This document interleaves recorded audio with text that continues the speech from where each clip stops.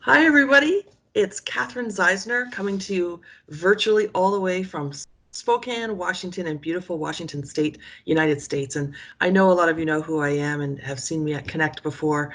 I'm a very proud Canadian principal from the Thames Valley District School Board in London, Ontario, but now I am a professor at Gonzaga University. Welcome to my short little 35-minute presentation on ensuring aligned priorities in our educational new realities. Before we get started, a couple of housekeeping items. First, if you have any questions during this session, please ask them in the Q&A section down there, and I encourage you to ask them as they come up through the session, and you can send those over on your screen and putting those into the window. I'm just reading what they told me to say. And the team will be responding to those in real time. Secondly, please note that you'll have access to this session on demand through the conference portal.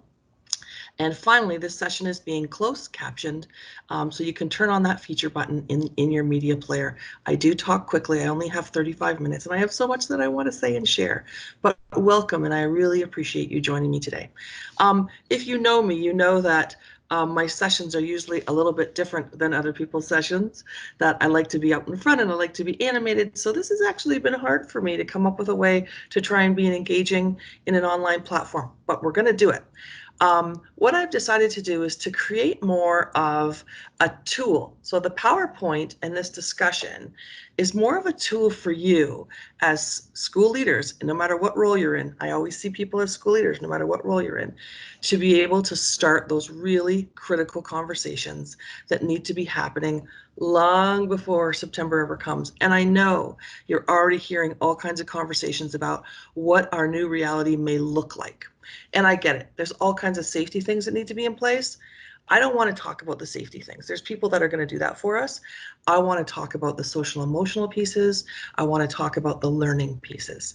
And so today's agenda, which is our next slide. This particular session, though, is going to discuss our current realities of today's educators through a consolidation of experiences from some of my Canadian, US, and international friends that I reached out to, because my experience here as an online professor during this whole situation is very different than what was actually happening in schools. And so I did the right thing. I asked my friends. I said, what's happening? What's going on? What are your opinions? And I want them to be able to, I've got their voices for you to be able to see and hear and to talk about. And then more importantly, the last part of the presentation is a variety of tools and discussion points that I want you to use to take back to wherever you are working, whatever educational organizational you're in, so you can have a different kind of conversation other than the ones that are about the safety and that kind of stuff. Let's think about specifically, though, what do we need to carry forward that we've actually been doing in education? What do we need to stop doing? And what can we start doing in order to prepare our students to have quite possibly a very different looking world and educational experience in their communities? Now, you're going to see my eyes shifting. I'm talking to you on my laptop, but I have my phone over here with my timer going so I don't go over 35 minutes, and I have the PowerPoint presentation over here. So if you see my eyes wandering, please don't think that I'm not feeling well. I'm just trying to make sure that I hit all the really important points. Our agenda is 4 parts for the next couple minutes. I'm going to set the stage about what our current reality is. I'm going to show you just one little slide on data, which was overwhelming to me. I'm going to share with you what my friends who I reached out to, the voices in the field, shared, and then those discussion points and tools at the end for you to fly with. And then, of course, we have to talk about the lobster. So let's get started. This particular document that you're looking at right now is from, of course, our educational guru, Michael Fullen and friends, and it was just released. And when I was asked to do this presentation and I found this document, I thought, this is what we need. This is the tool we need.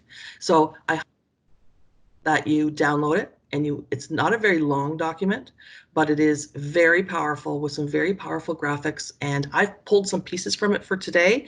So I'm just sort of highlighting the document and bringing some other pieces together. But to me, this is your starting point. If you have to read something this summer, please read this document and make some highlights on it to see how it would impact and be part of a useful tool for you in your educational place. It's my favorite cartoon ever. I share it all the time. People constantly in education, especially they're coming to us as educational leaders saying, please change this, please change that. And we ask, well, who wants change? often on our stop, start, continue meetings that we have when the school year starts or at the end of the year when we're doing our reflection. But then when we ask who wants to change, a lot of people have a hard time with that. And we are asking people to change. We did ask people to change. We ourselves have to and have had to change. And that's okay. But it's been hard. So I just want to reflect for a second on how change has actually affected many of us. Considering the following realities on this particular slide, a lot of our families, we don't know how it's affected them. We weren't in their homes. They didn't reach out to us during this whole situation. They didn't have the technology available, or their lives had to continue on in a very confusing way while we were still trying to keep that educational agenda going. And so I want us to remember when we're thinking about what some people went through, especially our students, unless we had a chance to reach out and ask them some specific, through some specific surveys, we won't truly know. I think we've also seen people being their best selves and actually them not best selves. And that's okay too, because again, we're going to reflect on that as reflective practitioners, which is so important to us. Through this particular difficulties, people were not their best selves. I certainly saw some heroes rise above, people supporting students, reaching out, visiting homes, going to their homes, getting food prepared, getting resources to them. But we also saw some students and families who truly struggled with a variety of really serious things. What and how did you ask people for what they needed? I know that technology was provided to students, but let's put the school year aside for a second. What are we going to do now to ask them what they need? What are they going to be doing this summer in order to prepare for a new reality? I've spent a lot of time talking to new teachers and teachers about, I want them to do 3 things over the summer. Some physical activities, some mental activities, and some emotional activities. Physical stuff, because we all know that it's critical in our roles as educators to stay physically well. It's a very demanding physical role, from our backs to our necks to our feet. And so ensuring that we're still exercising, getting proper rest and food is really important. But also that fact about that mental break that we all need to take, whether people meditate, they go out into nature, but having the opportunity to address our minds and settling them down, what are we doing to offer that to our staff and our students? And then lastly, that emotional piece. People are very emotional right now, that bittersweet piece about the school year's come to an end, but I've missed my kids and it didn't end the way it normally does. And all of those things need to be talked about, or by the time the fall comes, they're still going to be bubbling there for us, which will make the fall even more difficult. So I encourage you to reach out to your communities and to your staff to say, make sure you're remaining physically active, make sure you're maintaining some mental well-being, and make sure you're addressing those emotional pieces through reflective journals or talking to other people or reaching out to a counselor. So those are our current realities of what this change has done for people. And the word on this slide that's I think the most important is the fact that it's been dynamic, and not dynamic in a woo-woo fantastic way. It's the fact that it changed minute to minute in some districts. It changed hour to hour for some students and teachers, not to mention day to day and week to week, and it's continuing to. So how can we help people try and find that middle line? Because it has been a little manic for people. So through that physicality, that mental preparation, and that emotional ability, we want to get people to be here. So by the time we get to that new sense in the fall, we're prepared. We're prepared in all 3 of those triangles. So where are we? Love this. This comes from the blog on the Microsoft site. They identified that this whole situation has really looked at as in 3 phases. This idea of this disruption. We all know that all of a sudden things had to stop, start, continue in a different way. Then we had to transition to a new navigation of teaching, a new navigating of leading, a new navigation of learning. But let's get to the last piece, the reimagining. This is our opportunity. And I don't want to say our opportunity to fix, because then I'm assuming something's broken, but this is our opportunity to try to try and look at things from a very different perspective. This is why at the end I've given you these reflective tools, because in fact there were some real highlights that came from this experience. There were some children that thrived through this. The social anxiety of coming to school was completely taken out of their lives.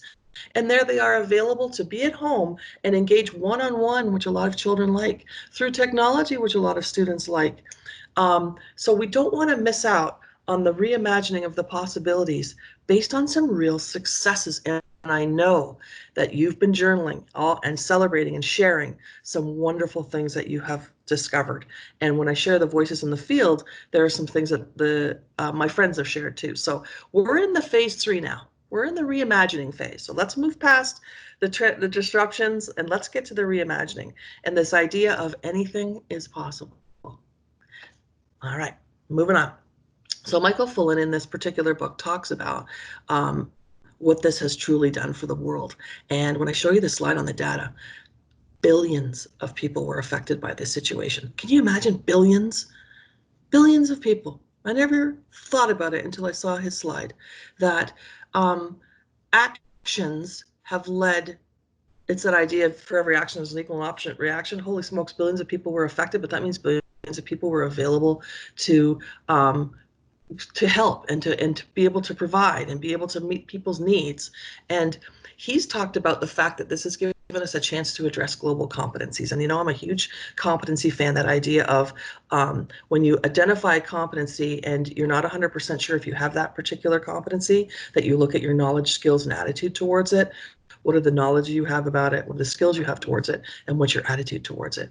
And such a simple way to help students, parents, communities see if they're functioning well. Do we have the capacity and the competency to do A, B, and C? Well, what do we know about it? What are the skills we have associated with it? And what's our attitude towards it? So I love this particular quote because Michael Fullan talks about that we truly shifted to being learner-centered. I've often said, can we stop focusing so much on teaching and let's focus on learning? Just like I say to leaders, can we move from managing to leading? It's a very big shift, but it's an important and critical shift. And that Mr. Fullan, Dr. Fullan, tells us that through the technology, education has been able to do that with purpose and meaning. How wonderful is that? That we've been able to take this crisis, and I'll call it a crisis, to be able to get to being learner-centered. And I know so many of you already do that, but we need to get everybody doing that.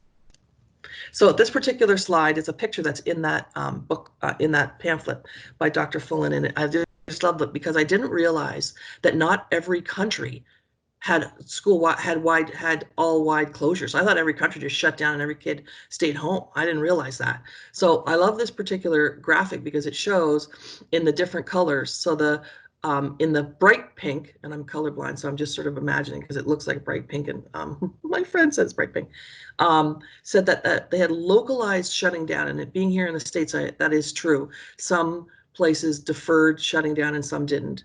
Then countrywide, which is all the purple, where that's it, the whole country just shut down. You can see Canada's on there, South America, all of Africa, looks like a lot of Europe, that kinds of stuff, India, Mexico.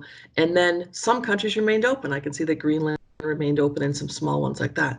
But 1.2 billion people affected, 73%, almost 73% of enrolled learners. Think about that.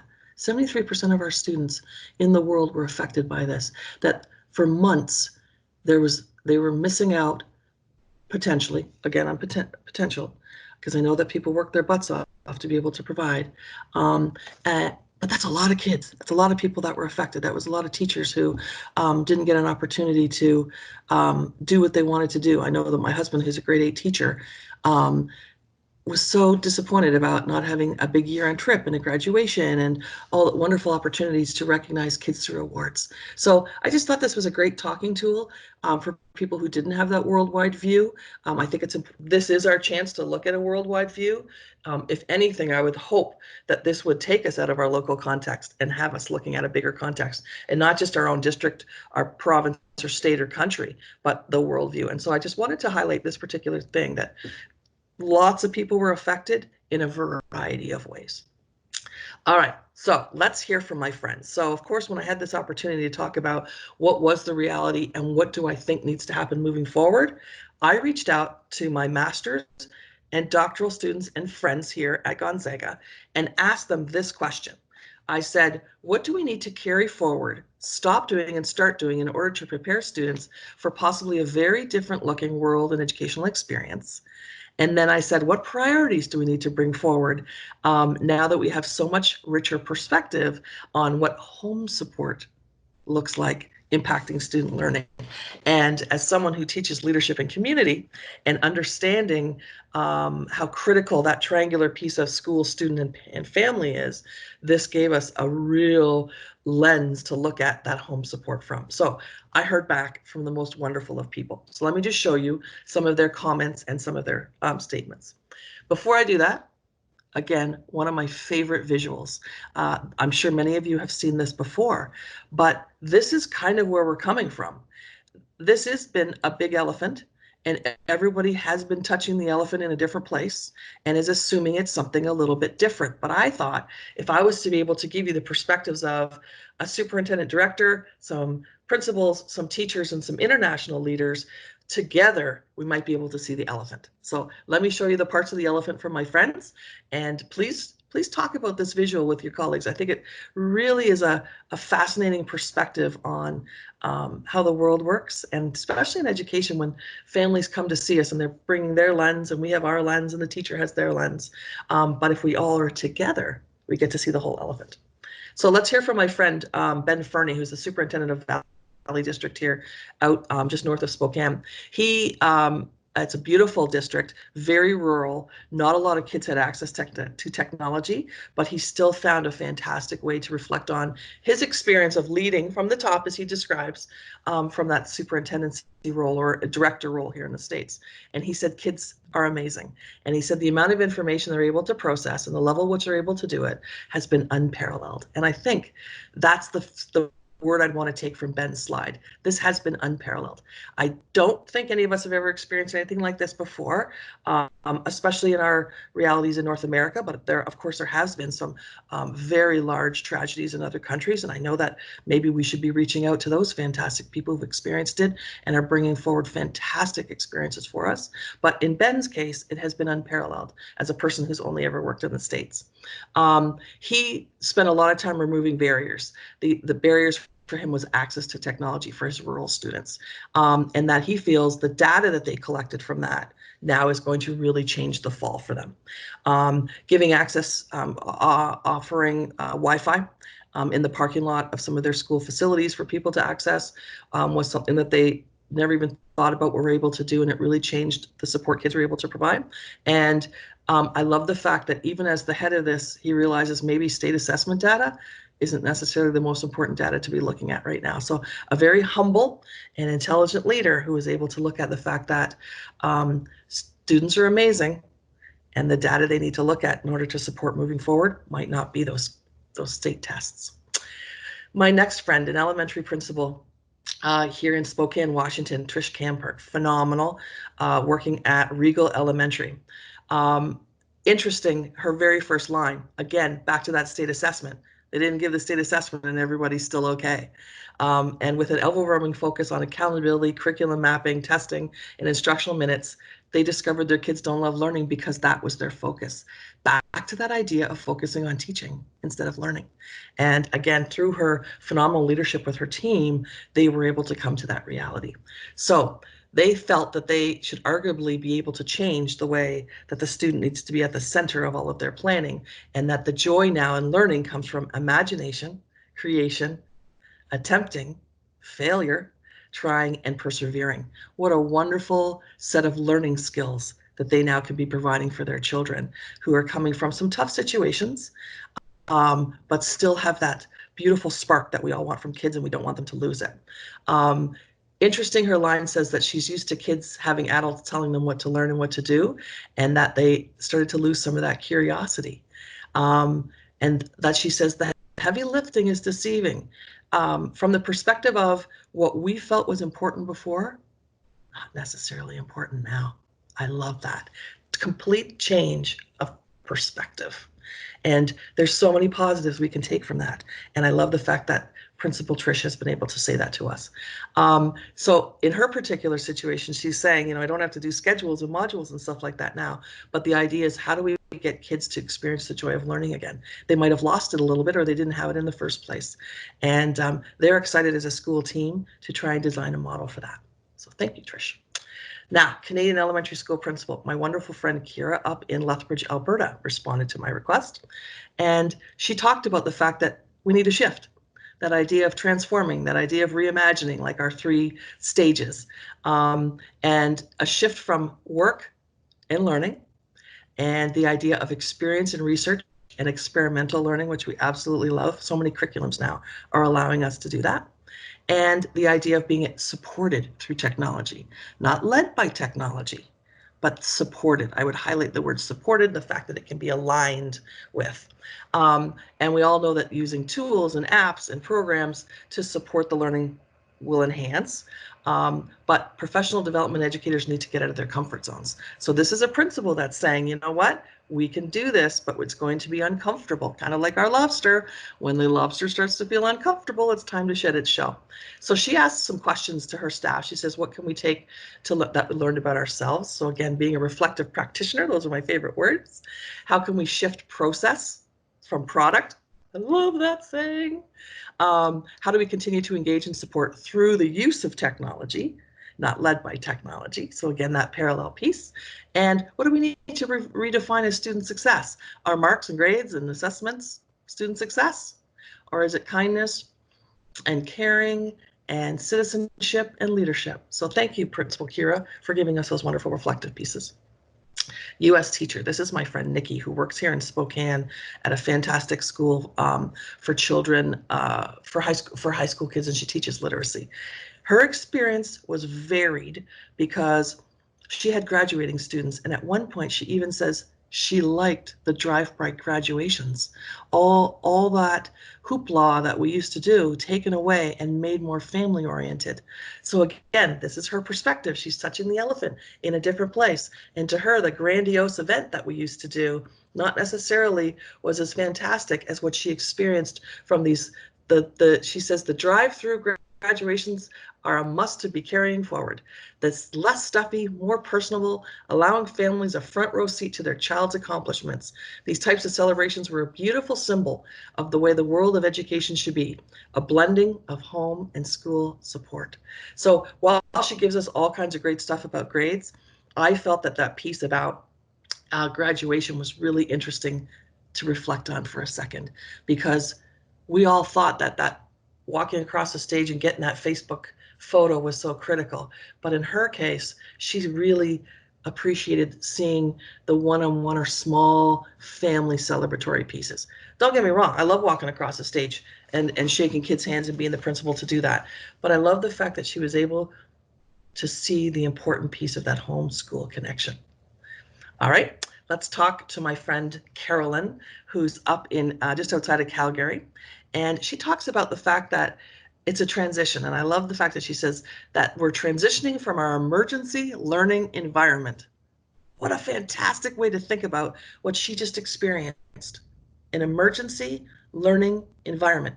So much positivity in that.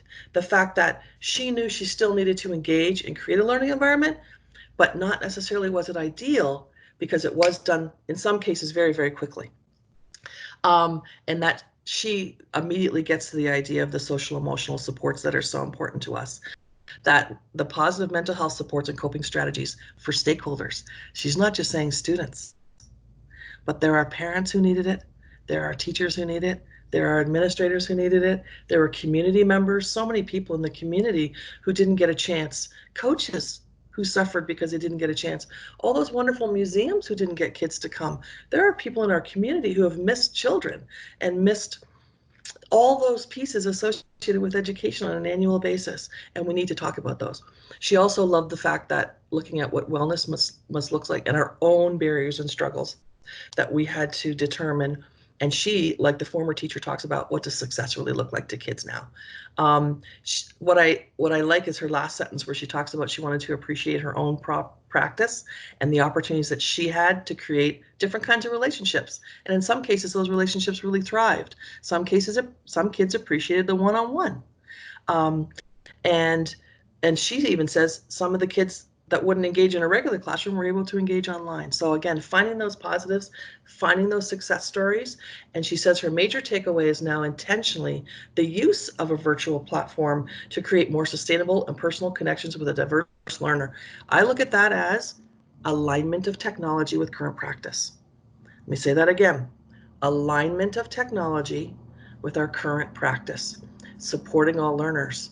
Yes, I was the learner who liked the fit, just like now. This is tough for me. I want to be in front of you. I want to be able to see and I don't want to touch you, see and feel you as an audience.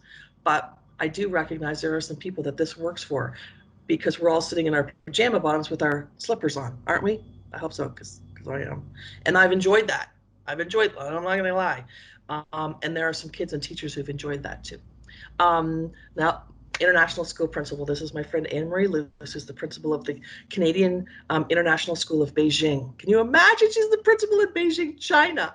And as a phenomenal leader with a phenomenal team, she was able to identify with us of some unbelievable assessment strategies that they were able to use. And with such a diverse school community with so many multilingual learners, lots of academic challenges happened, but her team was able to meet together to meet a lot of those needs. And so she was able to talk about how her teachers went above and beyond, not just in learning, but in those personal connections in their own personal lives, and that it's provided a lot of personal and professional growth for her staff. So her particular takeaway is the fact this allowed her staff to grow. They met the needs of the students, but allowed for her staff to be able to truly develop. And what an honor for all of us to have our staff have opportunities to grow. She says, we've reflected on what it will take moving forward from this crisis, knowing that we're no longer the teachers we used to be, and the needs of our students, families, and communities are different. Let me say that again. The needs of our students and families and communities are different. So we cannot go back to what we were doing, because it's that idea of the insanity. If you keep doing what you've always done, expecting the same result, things are different. So we do need to use that stage of reimagination. Last voice from the field. This is my beautiful friend in Singapore, who is the head of student support and well-being at a school in Singapore, Colleen. She found the positives. This was a great conversation that I had with her husband, who's a school psychologist there, and the fact that for many of their learners, school was anxiety inducing, and that some of their learners thrived in remarkable ways because they could show up in a different way. Physically showing up versus having a presence. And I was so happy to hear that her learners were able to thrive, and that they were able to pinpoint and what they've learned about every learner. And so they've developed these stories about their learners, so they know their learners even better now. So imagine when they come back together. Now that idea of Rita Pearson's champion for every student, they've already got it at that school in Singapore. So I'm feeling very positive. Okay, I only got 5 minutes left, and that's okay, because I just want to show you some tools, and I want you to steal them, because they come from Dr. Fuller and they come from Anne-Marie Luce's school. So these are some tools and discussion points that I want you to use as a school team when you're with your community and all of your stakeholders. Please, not just you, not just your teachers, maybe even reach out to some of your student leaders. But here are some really great tools. So first of all, a Venn diagram on the reflective pieces about what are the three main places you need to look at for your reimagination: safety, well-being, and learning. And in this particular case, on the left-hand side, it gives you all those questions to ask. Gathering this information now to be able to fill it into this so you can see what do you need to stop, start, and continue. It's really that simple. What do you need to stop, start, and continue? What worked, what didn't work? What are some pieces moving forward that truly led to student learning? And some of the questions they asked here were about, what was good to pause? What were some things that we were doing in schools that we probably needed to pause. Now, let me just a little side for a second. I'm on TikTok. For those who don't know, I'm absolutely addicted to it, and I love it. I'm Dr. Zeisner on TikTok, and I did a really funny video on school theme days where one day I dressed up in 20 different costumes. Maybe there's a few too many theme days. Maybe that's taking away from the learning environment. I don't know, but maybe this would be the opportunity for you as a school to look at the interruptions that are happening through exterior events that are taking away from the learning. And this tool, and again, this is just a series of sheets and tools I want to share with you, may give you a chance to look and address some of those things. All right, let's look at another one. I love this. Again, email this out to people and ask these questions. What are some of the knowledge, skills, and attitudes our students need to be able to thrive? So forward thinking, needs-based, what kind of learning do they need? And if you need a really good document to reflect on, Microsoft has my favorite document, as you know. It's called the Class of 2030, that has all kinds of data and fantastic information in it to help you take a look at what the Class of 2030 needs, who are now sitting in grade 2 and about to move into grade 3. Holy smokes. And it's all of these kinds of things. And talking about remote learning, talking about well-being, talking about what can we do to leverage kids' futures. So again, some questions to ask yourself, your stakeholders, record these, put them into a chart, share them out widely, and then start to focus on what's really critical for you. This is Fulham's competencies. I love this.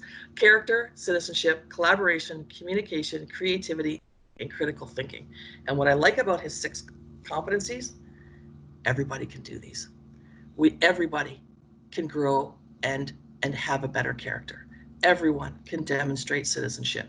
When I was the vice principal of a school in London, Ontario, I was there the first year we had a graduating class, and we completely transformed the way we did grade 8 graduation awards, away from the subject-specific awards, because that really limited the number of kids that could accomplish and earn that, to this kind of award. Anybody could win the character award. Anybody could demonstrate that citizenship and be recognized with that award. And I just thought, wow, you could really take a look at what you're offering in your school and how you offer it by looking at these competencies. Okay, how are we doing for time? Okay, we're good. So this is in the Fulham document. It's a variety of pages that they have provided. That's a checklist. And things I never even thought about moving forward. And I'm not talking hand sanitizer and masks. I'm literally talking about the way that schedules and people and buildings and spaces could look differently. They created for us this fantastic list of tools for us to look at our own operational spaces differently. And there's all kinds of pages and all kinds of checklists. And again, send this out to people. See where they feel some of the work needs to go. So don't you try and reimagine what needs to happen. There's your tools, and get the feedback from your stakeholders for you to then try and impart, put into place some of the stop-start continues. And last 2 slides. This is from my friend Anne-Marie Luce. This is what she and her team at the Canadian International School of Beijing already started to make an ask and be able to put out to their stakeholders about what are the critical pieces that they need to look at. And so they've identified staff, health and safety, community, academics, finances, and social emotional skills, and then asked themselves some questions, took a look at what they need to focus on, decided what their 3 next steps are, and this then is what's going to drive them. It's almost like, here's our mission and values, and we're going to stick to it. And this is our promise to you. And I just love the fact that it's a transition plan, meaning that it's also dynamic. It also can change. It also isn't perfect. And then she sent a second slide that talks a little bit more about the questions they need to ask in order to enact this. So what are the timelines? When should they start? What should calendars look like? What are the platforms? More of those specific pieces, those sort of extra little pieces.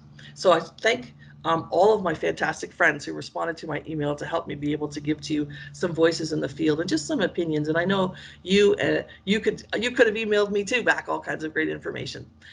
So of course, my last slide, I have to talk about the lobster. So this is about you, school leader. You know that lobsters are soft, mushy animals that live inside a rigid shell, and their shells do not expand. So how do lobsters grow? As a lobster matures and it starts to feel confined and uncomfortable, it sheds its shell. And it repeats this process several times throughout their life, that as they get bigger and they feel confined, they shed their shell. The stimulus for a lobster to be able to grow and change is that it's uncomfortable. And this change, this transition, this reimagine may be difficult for us, but that's okay because you're a lobster. Claws up. And lastly, last slide, please. Let me just look at it. There we go. I wish you all, I think I'm right on my time, 36 minutes, which is 1 minute because I give it 1 minute. I wish you all an amazing summer and rest, physicality, some meditation and some mental health and some emotional supports. I wish you an unbelievable fall preparation. I wish you an exciting new educational experience. That's what this is going to be, a new experience. I will be here in the chat for the next 10 minutes to answer any questions that you have. There's other ways to reach out to me with my email, on my Twitter, I'm Principal Ed, on TikTok, I'm Dr. Zeisner, and on LinkedIn. And then if there's the link, no, there, wherever it is on here, is the link to the full-in document. Please, please, please feel free to download this PowerPoint, share it widely. If you see any of my friends, tell them way to go. You got onto Connected with Dr. Zed and they were awesome. This has been an honor for me to be able to talk to you and share with you, and I am with you and I see you. Anyway, I love you all very much. Bye from Spokane, Washington.